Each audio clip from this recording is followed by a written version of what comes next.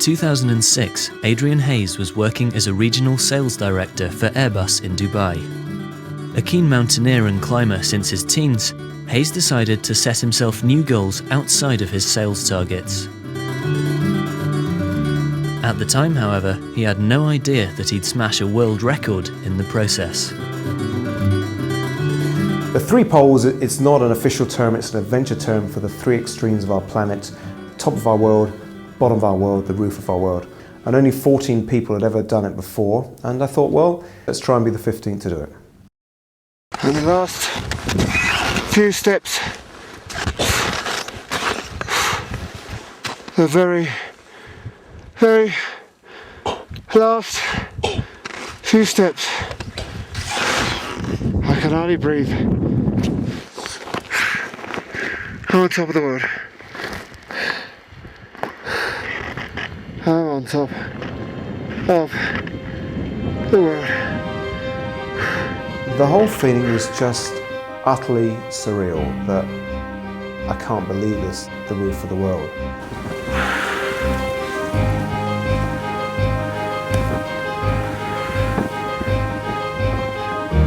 I wasn't experiencing on polar ices, and a lot of people think it's the same thing. It's all cold, it's the same.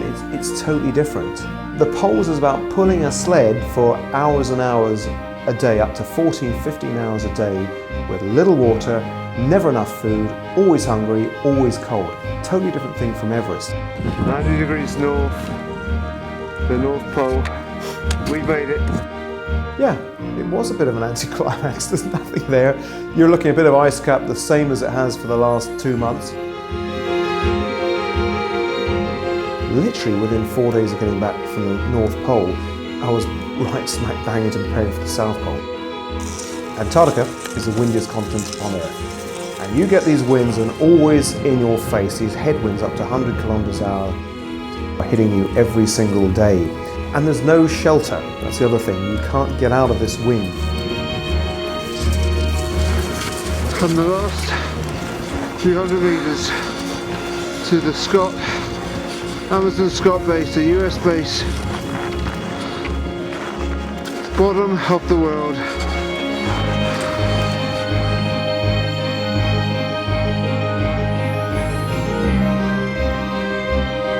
I remember a distinct feeling of sadness. I really didn't want to leave this magical place. Having conquered the three poles in a little over 19 months, Hayes had become a world record holder and a member of adventure folklore. He had also become a man that was not ready to return to everyday life. I was actually overcome with quite a lot of sadness at leaving Antarctica after reaching there. Thrust from 3 days from reaching the South Pole, I was in the traffic jams of Dubai, and it was all too much to bear. A lot of press attention, a lot of media interviews, and I literally went into a very, very flat stage, I suppose, bordering on even depression. It lasted for months and months and months of a bit of emptiness.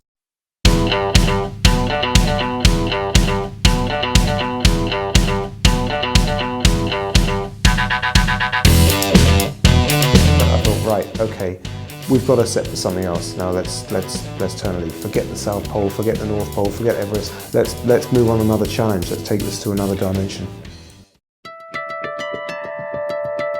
Then came Greenland, the largest island in the world. 85% of it covered in ice, with some areas rising to over 3,000 meters above sea level.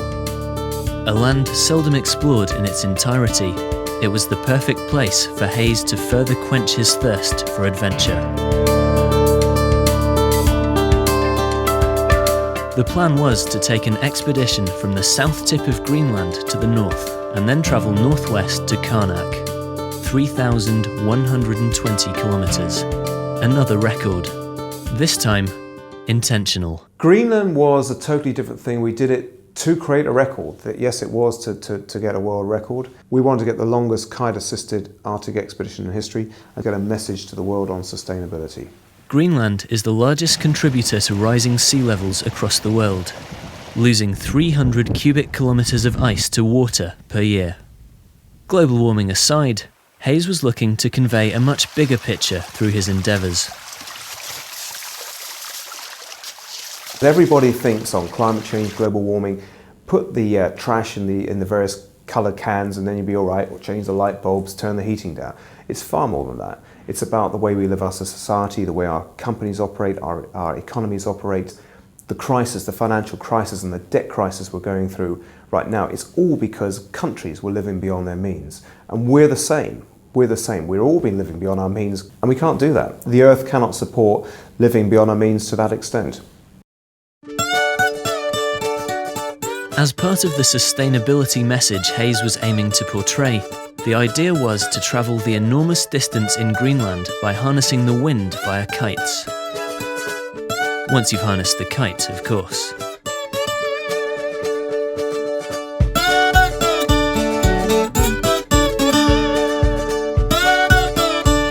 It was fair to say Hayes was out of his comfort zone.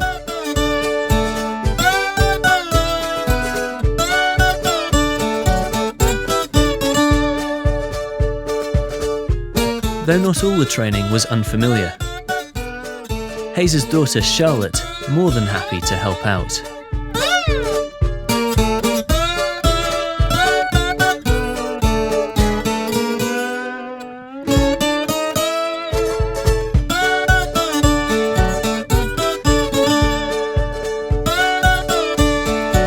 Meeting his fellow team members in Carcross, Yukon, there was plenty of work to do. Though the kiting may have been somewhat alien to Hayes, one of the members in his team wasn't. For joining him was the leader of his South Pole expedition, Devon McDiarmid.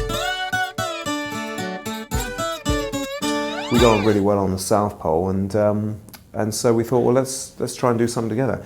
He's also a great guy for solving problems, and that was one of his huge fortes on the South Pole. When there was a problem, you know, you go to Devon about, you know, how can we fix this thing. He's a bicycle mechanic, you know, expert skier, cross-country skier, adventure racer, and he always had some bit of tape or a bungee cord or something to fix anything that went wrong, which is what happens on these trips, of course.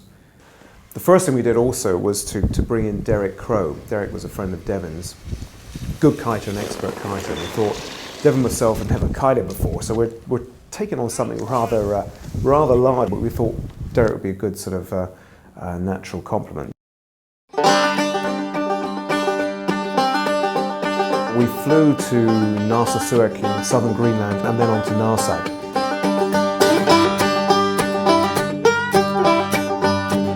And we were based in a farmhouse there, a beautiful location for about a week. Preparing the food, preparing the gear, the kites, the ski skins, everything. I mean, it's a full-on week. You spend every day repackaging food, tearing off the wrappers, so anything to save weight, that's the whole point that is about these polar trips. You're carrying everything in your sleds, no resupplies, so everything's with you. Key thing, minimise weight, reduce weight, reduce weight, reduce weight. Preparing all of this stuff is so much planning beforehand. Adrian and I and Derek started about 1.5 years ago. And the last week, we've just been really working hard at tidying up all those loose ends. Making sure that we are not taking anything that's not essential, because even though it seems small and it doesn't seem like much weight, you know, it's a difference. This is a small bag of whatever, it's 100 grams, it's 200 grams. As soon as you add it up, you add 10 of those together and you've got 1 kilogram, and you add a few more kilograms and all of a sudden you've got a really heavy sled. So we're going to try to save every gram we can by cutting out this bug screen. Because we don't have many bugs up there, because nothing will live. Maybe we'll keep the middle one and, you know, so Adrian doesn't bug us. We should spray it with DEET. Key thing of this, it all comes down to an unsupported expedition. If we were supported, we had a resupply in 2 weeks' time, 3 weeks' time, great. You know, something's not right, ring up, let's get another such and such in. Haven't got that luxury. We've got ready-made, freeze-dried cereal, breakfast cereal and evening meals, and they don't have to be cooked. So the instant boil in the bag, so heat the water up, put the water in, and then you've got an instant meal, which is great because that saves fuel, which saves weight, which saves everything else. You do need bulk, you can't just have freeze-dried everything. So we do need cheese, we do need butter, flapjacks with chocolate, and this is the things that will really sustain you, keep you going through the day, and if you're hungry at night. I never eat chocolate, never ever in my life. It doesn't even pass my lips. I don't like it, and what do you think about it? On these trips, there is nothing I want more than chocolate. And I've got one of these packs for 5 days, and if we had it about 5 times as big, I'd probably eat it if it was there. This is our gun, which we're taking for the trip. Now, this is for polar bears, this is the last resort. Hopefully, if any bears come close to us, we're going to be scared them away with noise most of all. But at the last resort, it might be there's a way it's going to attack, we will have to use this. The ironic thing is, we're travelling about 3,500 kilometres, and the only place we're going to see bears is on the Arctic Ocean at JP Cox Fjord when we go down there, and at Karnak right at the very end. So 3,500 kilometres, the bear kilometre distance is probably within 10. But we've got to carry 3 kilograms with us for all this trip. But you've got to have it, because if they want to attack you, they're pretty ferocious things.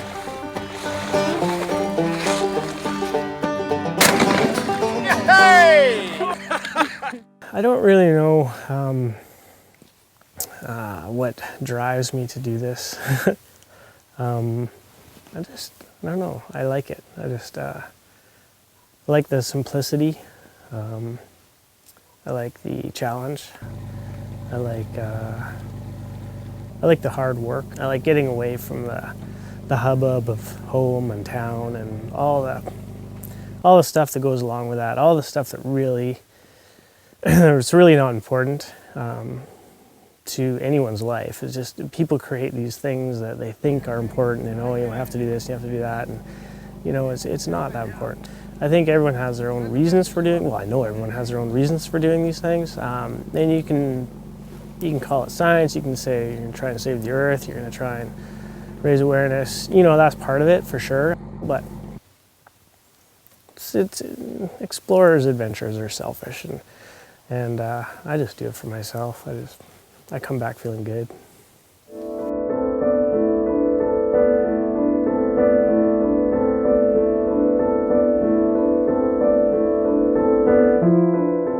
On the 19th of May 2009 came the day of reckoning. First, a boat ride along the Breed and the Kalaradlit fjords from Narsak to the Kalaradlit Glacier, the southwestern tip of the Greenland ice sheet.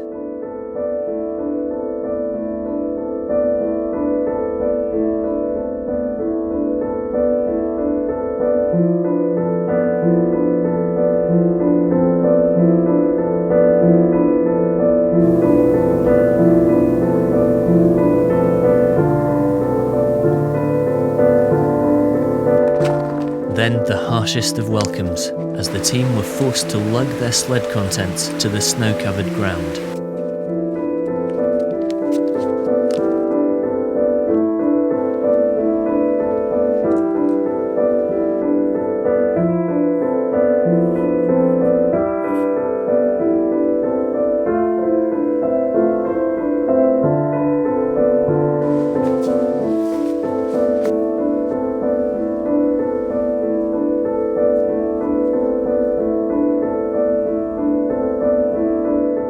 And then the wind came.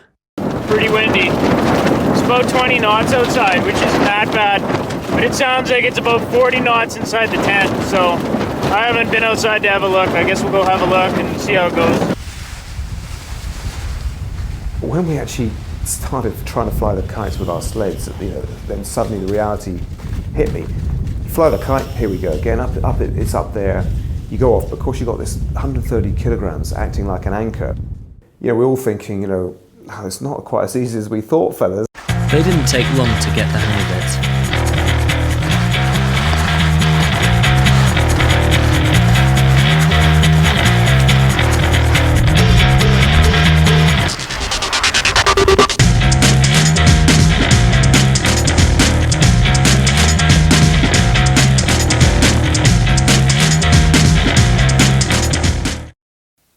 As soon as the wind came, so it disappeared.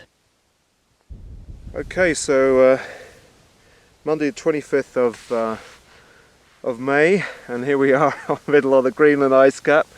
No wind, just waiting. Derek's about 1 kilometre ahead. Devon and myself are here.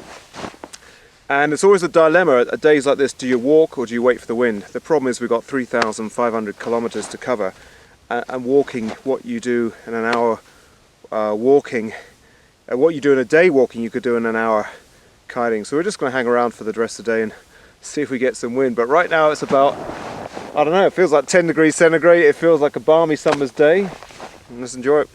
When we had no wind and we had these few days, we thought, well, there's no point wasting energy. Let's just wait. And it was hot. It was baking. I don't know what it is out here, but in the tent it's like plus 30. Aren't you cold out here? It's freaking boiling. It's so hot. It's like a hot, icy desert. It's kind of weird. Having nothing to do on a giant ice cap can have its benefits. You're not a belly itcher.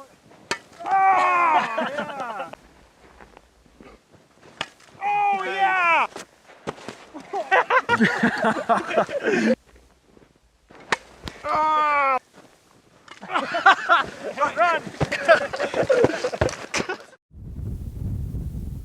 A few days later, Hayes and his team were still unable to use their kites.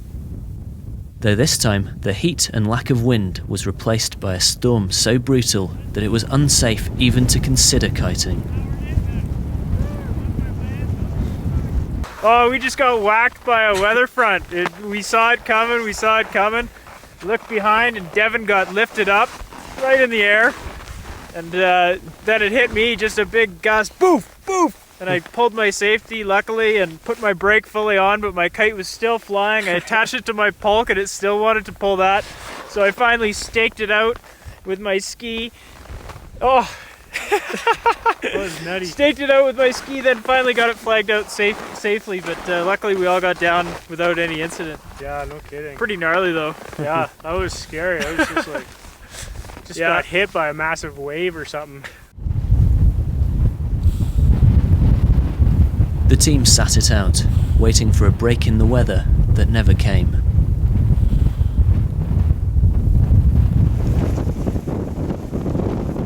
The only option was to set up camp in the awful conditions, a difficult operation to carry out, especially considering the tent and any unguarded equipment could be quite easily blown to another part of Greenland and lost for the rest of the expedition.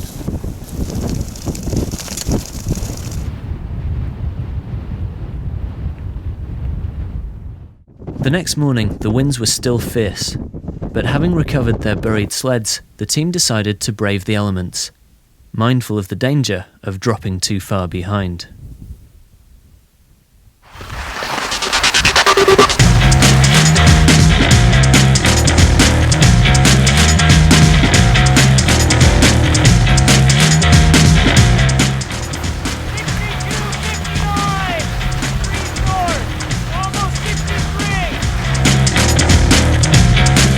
And so, having skied for 3 days and nights, the sleep-deprived team were repaid by a welcome mini-goal on their mammoth adventure. Okay, it's day 18! June the 6th! And we're at The Arctic Circle! Yes! And it's cold and windy! Very, very windy. 30 knots and there's nothing here. Looking for the circle. Where is it? There's no sign! We thought there'd be a flag. Or a line! We might get a poster, a plaque. But there's nothing! There's a lot of luck involved, but luck and good strategic thinking. You know, getting up at all hours when you got that wind, you had to go. It's not a case of I'm tired, I need some more sleep. We really had to optimize what was available to us. Just looking at the map, seeing how far we've gone and how far we have to go. We've been plotting a few points along the way just to give us a good visual of where we're at. Presently we are right here just above the Arctic Circle, 6655 north, a good position, and we've got time to look at the map because there's no wind. So we're taking a well-deserved rest day and doing a little house cleaning, cleaning lenses, and that sort of thing. Are you going to brush your hair or that beard of yours? No, my goal is not to touch my hair the whole trip. I can see. Apart from an opportunity to rest, the still conditions also made their everyday chores that bit easier to carry out. Using these solar panels, we're able to charge everything we need and then some. It's quite remarkable. While Crowe sorted the solar power, McDiarmid turned his attention to dinner. It's like solid wood, this stuff. I think it melts. We use a lot here. Hayes also had some chores relating to melting ice. One of our tasks for Dr. Sebastian Murneld of the University of Alaska Fairbanks is to measure precipitation in the form of snow depths. So every day we're pushing this little probe into the snow which measures the last year's falling of snow. And how we know it's the last year's is because you reach a hard level which signifies how much has fallen in the last 12 months. So every day, every campsite, stick this probe into the snow, push down, get through a little bit of resistance, still feel it, feel it, feel it, feel it, and there. That's hard ice now, hard ice. So that is, so 70 centimeters minus 20 because the ruler broke, but we're back, so that's a 50 centimeter depth of snow the last year. With snowfall out of the way, then comes the snow density.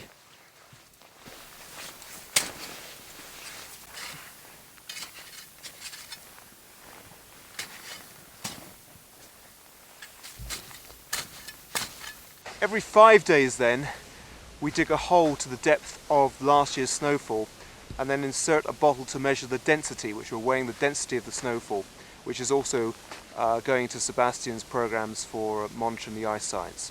So that's what I'm doing now.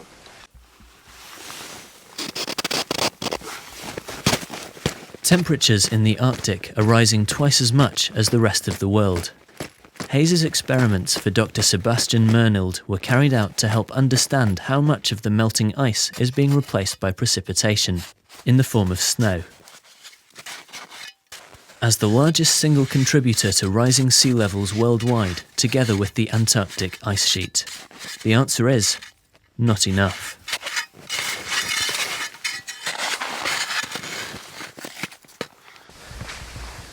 Okay, so there's a solid lump of snow at 50 centimeters in depth, which is the depth of the last 12 months snowfall. What we simply do now is insert a bit of wire into the Nalgene bottle and using a fairly detailed pair of weighing scales to weigh the snow, which is a simple job of that. And that weighs 550 grams. Take away the weight of the bottle, then you've got your snow density for this part of the Greenland ice cap. And it does vary as we've gone along. The weight was much less early on in the trip, and it's getting heavier as we go further north. Such experiments in an area where so few have ever been is of great use in predicting the environmental future of our world. Hayes' sustainability message a dominant thread throughout the quest. Even to the extent of eating what you're given, whether you like it or not.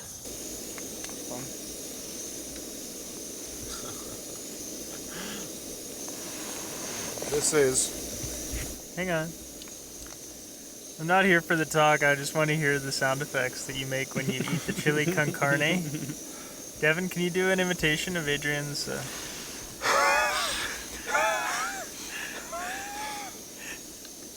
You're missing the short panting breath.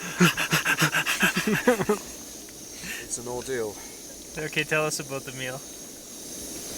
Well, bewell.co.uk is their company name, and they're doing very well. They've done some great meals. The beef bourguignon, shepherd's pie, and the rice pilaf is excellent. The Thai chicken and the other chicken's is okay, but this is harder than skiing 213 kilometers on rough Strugen. Show us. inside. No, show us how hard it is. Take a spoonful. I'm eating the stuff at the top with the mashed potato, and I'm struggling. So here we go. And the worst, it has devastating effects all through the night and the next day. So I'm going to write to them and say that they need to relook at their menu. Doesn't look bad from here. Can't see it, but we put mashed potatoes in there, which helps.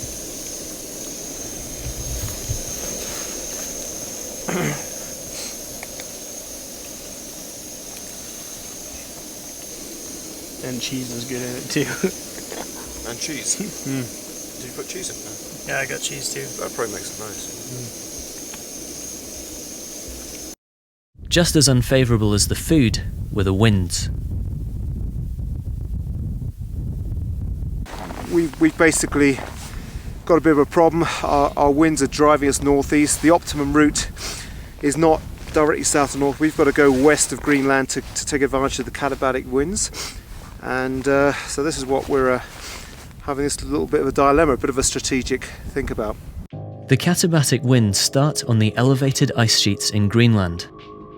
The build-up of high-density cold air over the ice sheets brings into play enormous gravitational energy, and so creating the perfect winds for the team to reach their goal. That is, if you can find them.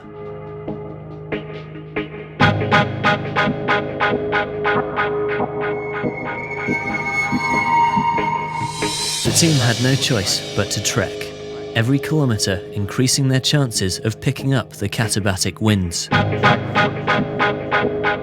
Hayes and McDiarmid were both experienced haulers, though the new mode of transport was not suiting kite expert Crowe.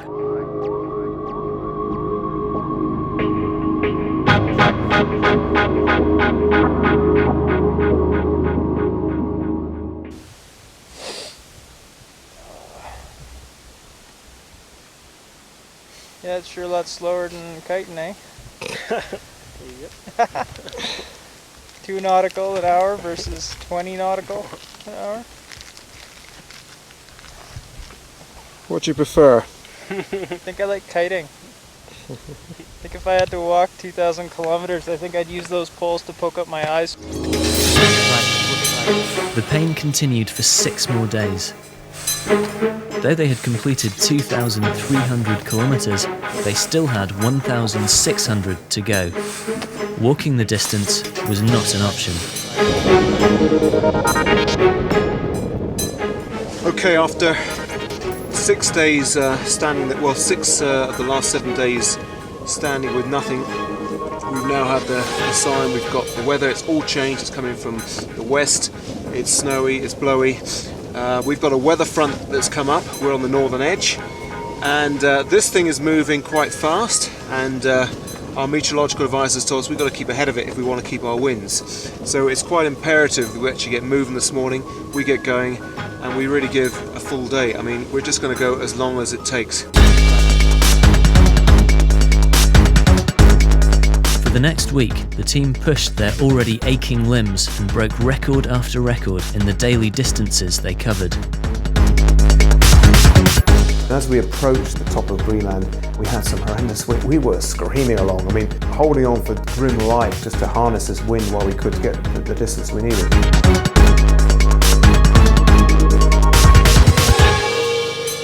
When we finally saw the mountains of northern Greenland peering out of the storms, I mean, it just sort of blew us away. We'd seen nothing but flat ice cap for what I think 45 days, and then suddenly this beautiful terrain sort of looms up out of the clouds in this horrendous wind and storm.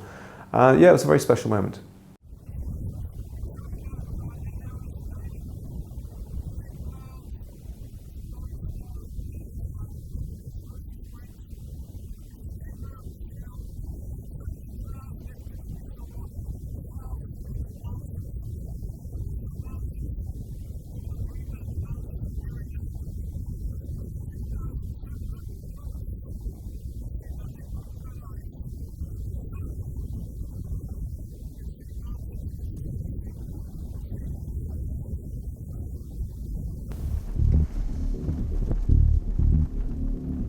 We had to pull our sleds a good, I think, 24 hours across some pretty dodgy terrain with crevasses and melting water to set up a camp on top of the glacier at J.P. Cox Fjord. Norwegians Rune Gelnes and Tori Larsen were the only other people to have ventured into J.P. Cox Fjord 12 years earlier. The unspoilt nature of the landscape, truly spellbinding. I think all of us, when we left our tent and got to the edge of the glacier looking down the fjord, we just went, wow. I mean, this place, firstly, we were perhaps the third or fourth people in history of mankind to see it. It was so pristine, so still, so unspoiled, and so pure. Whiter than white ice, blue skies, untouched mountains. We were all blown away by it. I think it's just the biggest example of what the Earth looks like when man hasn't spoiled it.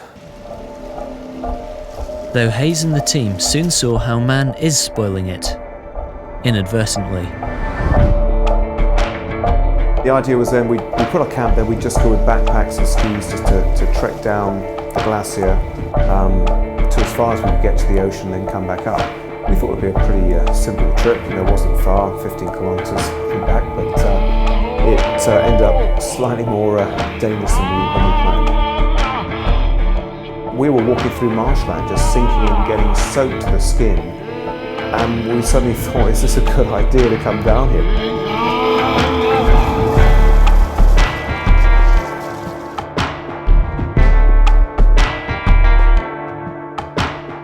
Having experienced Greenland's environmental problems firsthand, they decided to seek firmer ground at camp.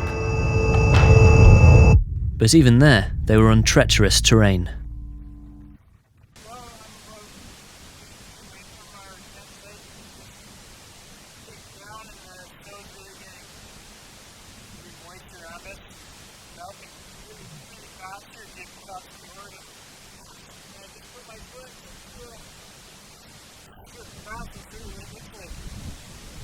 Down here is nothing but glacier ice and a really big hole. Yeah, there's a footprint that goes to the bottom of the earth.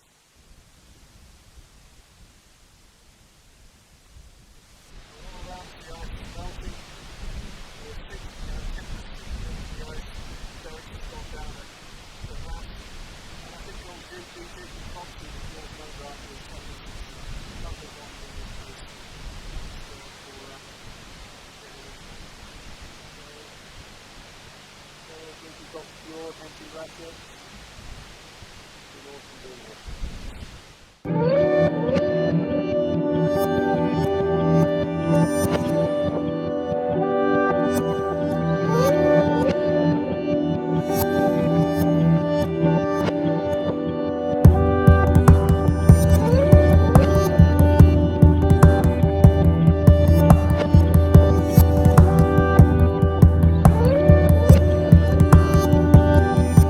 We started the long haul out to get to Karnak in northwest Greenland. And this journey had never been done before, this part of the whole trip. And yeah, firstly we had to get out of this northern Greenland ice cap, and there was no wind. We had to walk for days and days and days without any wind.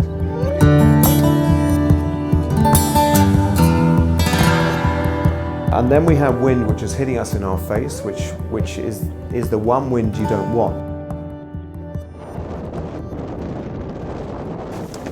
Right now we're trying to stretch our food out as much as possible because we think we're going to be longer than our 65 days because we've got a high pressure system parked right over the area of Greenland that we're in.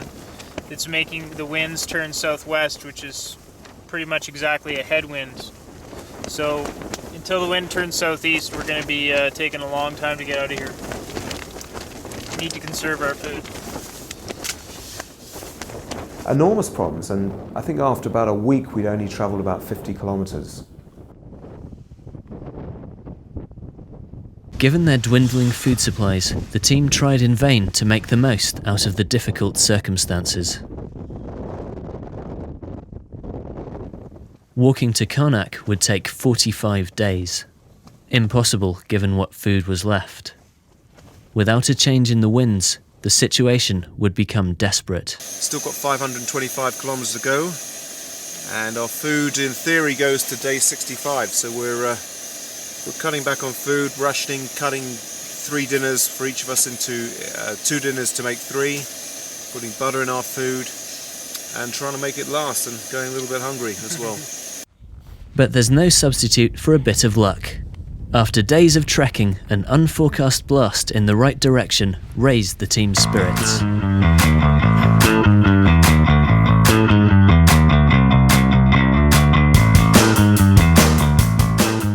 Knowing the disastrous situation that was before them prior to their good fortune, Hayes and his team kept food and sleep to an absolute minimum. The fear of losing the favourable winds driving them to push themselves to the limit. Wednesday the 22nd of July, and so close but so far. We got to within 150 kilometres yesterday, and then had the forecast of bad news that the wind was going to drop, completely die away for the rest of the trip. So we went hell for leather yesterday, did as much as we possibly could, and knocked off about 60. We've now got 90 kilometres to go, absolutely no wind, so it's walking. The team trekked for a day. Then Mother Nature intervened yet again.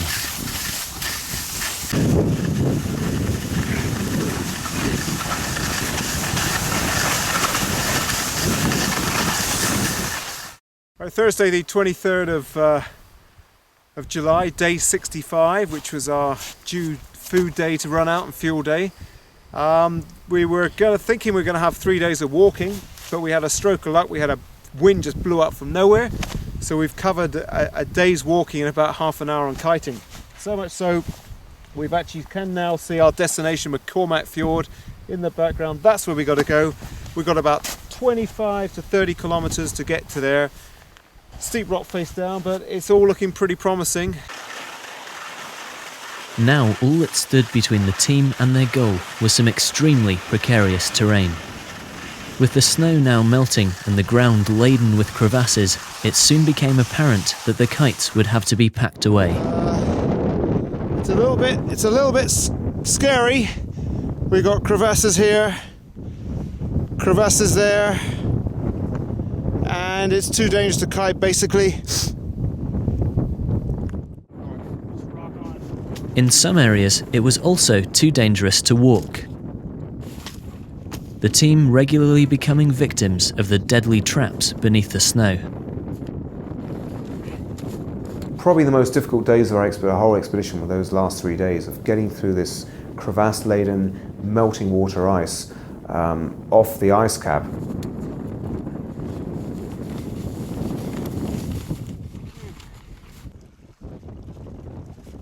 The team cautiously negotiated their way off the ice cap.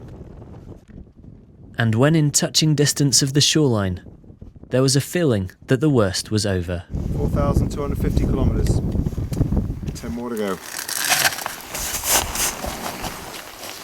10 more to go. Sounds absolutely ridiculous. 10 kilometers to go.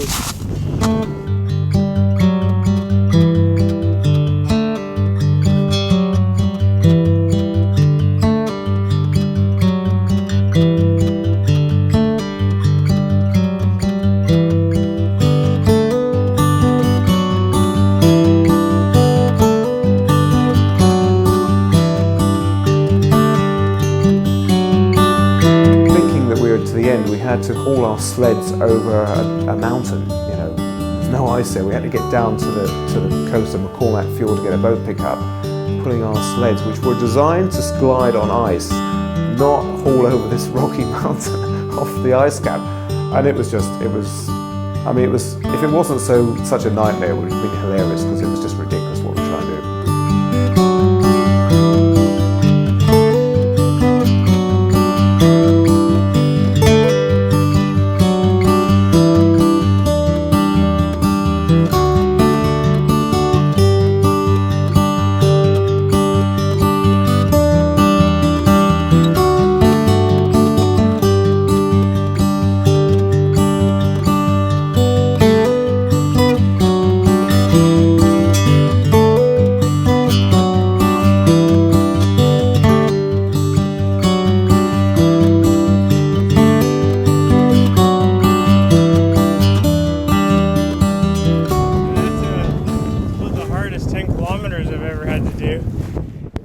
been 10:30. Did we leave this morning? 9 o'clock, 9:30? yeah. Yeah, so it's been 13 hours. 13 hours to do 10 kilometers. And yeah, that was tough, man. But the hard slug was worth it. We got life, we got flowers, we got moss. I've never, just go down here, Dev, I've never actually been so excited by seeing moss in my life before, but this is actually quite exciting after 2 months without anything apart from ice and snow.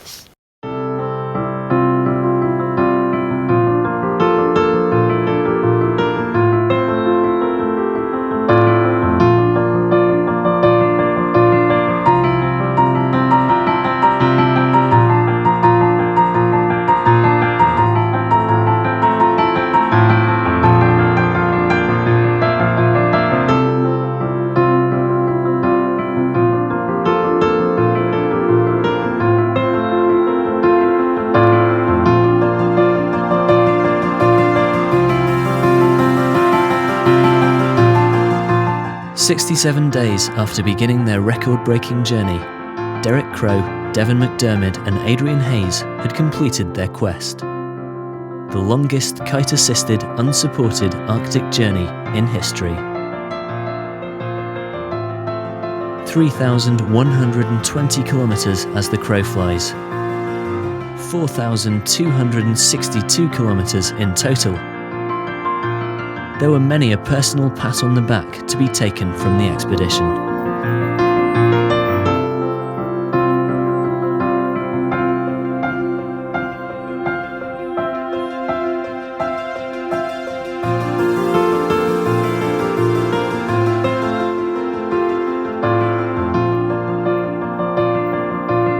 It was a monumental achievement all round.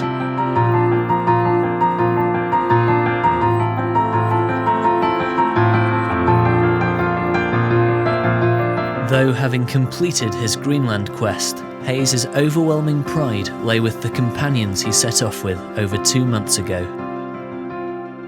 How we worked as a team, the pooling of strengths, I think was really rewarding. This was a really efficiently operating team, and we've ended up as great mates and realised what we did was something pretty special.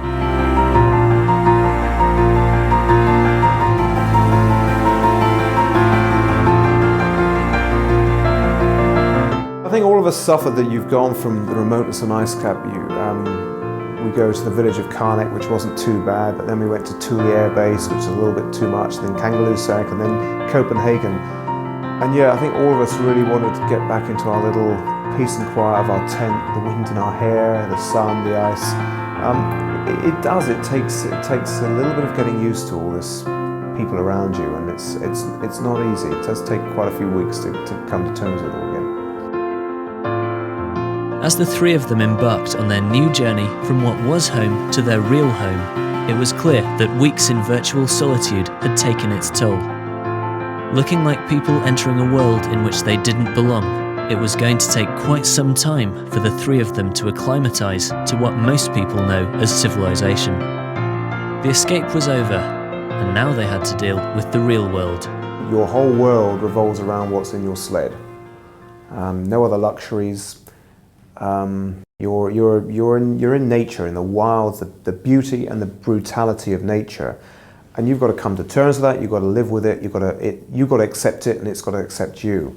You're so far removed from the challenges of normal day-to-day life, of feeding children, of traffic jams, of running out of milk, of all these things. You're so far removed from that, you may as well be on a different planet. And sometimes you do feel you're on a different planet.